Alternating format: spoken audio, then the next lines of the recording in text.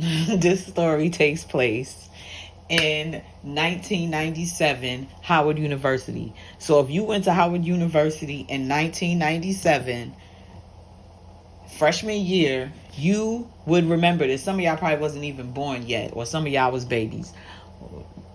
But this story, this in 1997, if you went to Howard University, you was there. So at Howard University, right, freshman year, we got a meal plan. You get a meal plan. You can get, I think we got 3 meals a day on the meal plan. So in the cafeteria, most freshmen have a meal plan. In the cafeteria, you come in the cafeteria, you get, and we have feasts. So we had the cafeteria where we come in and like there's a hot food line. They got everything. They got even ice cream for you when you on the way out. When you walking out, they got like an ice cream bin with cones and everything. Like the cafeteria is hooked up and it's big, so a lot of people could fit in the cafeteria. Now normally when you in the cafeteria, everything is going smooth. It's loud. People is chilling. We having a great time. This day, it was my cousin. He went to school. Me and him is the same age. So we went to school together, freshman year, everything. So we over there, all of us are chilling at the table. So my cousin and his friends is chilling. They're just playing around. They throw some ice. They were just flinging. I don't know why they was being childish. Yeah, we 18, whatever. We being a little child. So one of them flung ice at each other, or something like that. Now, when he flung a piece of the ice, one of the ice flew over. Now you got in the cafeteria, you got like the regular cool people, this group, everybody like cliques who hang out, but in like the football players hang out with each other, the basketball players hang out with each other. So you see everybody kind of sectioned off, but they all in the cafeteria together. So the ice got flicked. It hit. I believe it hit this basketball player, Ali. No, it didn't hit Ali first. It hit a football player. And he must have turned around, because all I seen was somebody punch somebody. He must have turned around and he must have thought the dude behind him did it. So when the ice hit him, because we young, people playing around and act stupid all the time in there. So if you see something like that happen, you might be on your guard, because you like, yo, these fools they play around too much. So that day, the ice flew over there, hit dude, he jumped up, no words.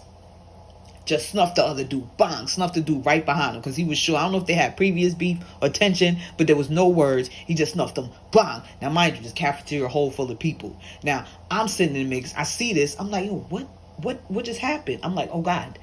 So, I mean, in the blink of an eye, a split second, I don't know, but pure mayhem erupted. I mean, mayhem. It's like I blinked and everybody was rumbling. People were throwing chairs. There was table. There was food. And now I told you, there's an area that you going to get the food. There was some chicks I seen coming out. It was a crew. It's like we go in droves to get the food, and then group of people go and get the food, come out. All I seen was a group of people coming out with their trays. I seen them turn around and run back in the kitchen. My friends was, now there's another area to the back where people sit too, but a lot of people don't really sit back there. That's kind of in the cut. So me and my friends went over there and standing off to the side. Now watching this from where we were standing, and now I'm looking over and I'm looking at my cousin and his homeboys, and I'm like, they are over here too. They're not even involved in the brawl in no type of situation. They're over here. Now, yeah, they made a mistake by flinging the ice, whatever, but this whole brawl started because of them flinging ice, and not one of them is rumbling. I'm looking around. I'm seeing, like I said, chairs is flying, food is flying. It's like everybody's rumbling. I'm looking around. I see a couple of chicks hiding under the tables. The prissy chicks. That there was really no females fighting. No chicks was fighting. It was nothing but dudes fighting. If there were a few chicks, I ain't see them. But the most of the chicks was prissy. They hiding under the tables. They running to the sideline where I was at, just watching the action. It's crazy from where I'm sitting, because it really looked like something that you see on TV.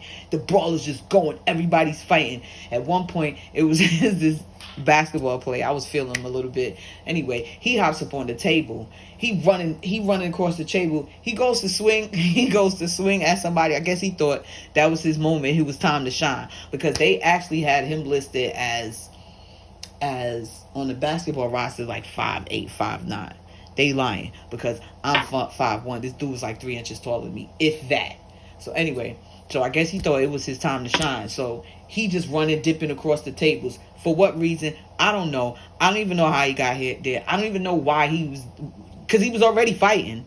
And then he was in the mix. It was like you know how you see a scuffle? It was a whole bunch of rumbling going on. I ain't see him nowhere. I just seen him in the mix.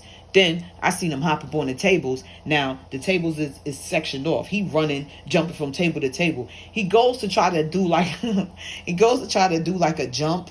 I guess like a jump punch. So it look like, so when he lands, he gonna land on the dude and he gonna be able to get the best of the dude. He just came with that punch. Dude moved out the way. Bang. I just seen him. I seen him go down. I ain't see him no more. Told you, it was a lot going on. There's a lot of fighting going on. But I did see him when he ran. He tried to do that punch, and then he disappeared into the crowd. I didn't see him no more after that. The fight went on for a few minutes. Well, just a lot of rumbling.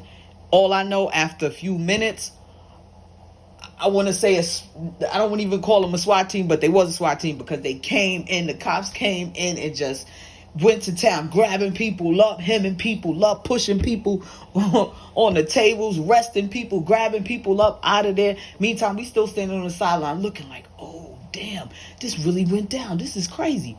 So after the smoke cleared, the everything cleared out, and you know, people were removed from the cafeteria and everything just kind of settled. Man, if you look around that cafeteria, that it was nothing. There was some tables that was broken. There was some chairs on top tables. There was food everywhere. I mean, this cafeteria was torn to pieces. There's another section off to the side where there's like the workers. Sometimes there's some student workers that work there, so they collect the trays or whatever and put them on these carts and put them inside. Man, all them carts was split up to the side, broke off. There was some trays just scattered. I mean, when I say the cafeteria was torn to pieces, they broke that damn shit. They broke it up. So, you know, everybody went back to their dorms, went whatever. And this was the talk around the dorms. Like, people, if you was there, you saw it, it went down. That's why I said, if you was in Howard University in 1997 and you went to the CAF, that's all I'm gonna call it, the CAF, because that's what it was called. If you was in the CAF in 1997 at dinner time, it wasn't breakfast time, it wasn't lunch, it was the dinner flow. You saw that action. It was crazy. Then, so after everything cleared, you see all this. We finally left. Like I said, everybody went back to their business. Next day, they must have, you know, they had to. The next day we was back in the CAF though, so they repaired the tables or got new tables or whatever. But they cleaned the CAF up. A couple of people got arrested from the football team. A couple of people got arrested. We're students, so I'm assuming they got out. Now the next day in the CAF. Now, mind you, remember I told you, in the cafeteria, it's loud. It's always loud. People is getting it popping. They laughing, they having a good time. The cruise, whatever. In the CAF this day. Now, mind you, the people who, the crews of people who sit together, everybody sit, they were all sitting together. But I lie to you not. You could hear a pin drop in that cafeteria. It was so funny because we're young and you expect, back to business the next day. It was quiet. And I sat there and I looked around the room. And those who didn't get locked up, I mean, there was the dude who I told you about had the basketball player who ran across the table and did the punch, who dropped. He had a bandage on his head. He had his arm in a sling, and that's what was going on. I mean, there was multiple bandages. There was band-aids on, of course, the nose bridges, and what else we had? Some limping, little cane action going on. Like, people got jammed up because remember, they fighting on tables. They throwing little back braces. Like, people were injured. So I'm looking around the cafeteria and I'm seeing people bandaged up and stuff. Now, I ain't seen no chicks bandaged up. Like I said, I don't even think no chicks was fighting. I ain't too sure, but I'm looking around this, and this is unreal to me because this is something you see that somebody wrote in the movie. It was a whole rumble. Next day it's quiet, and you're looking around in a room and you seeing arm slings, head bandages, nose bandages, busted lips, like eye jammies and stuff like that.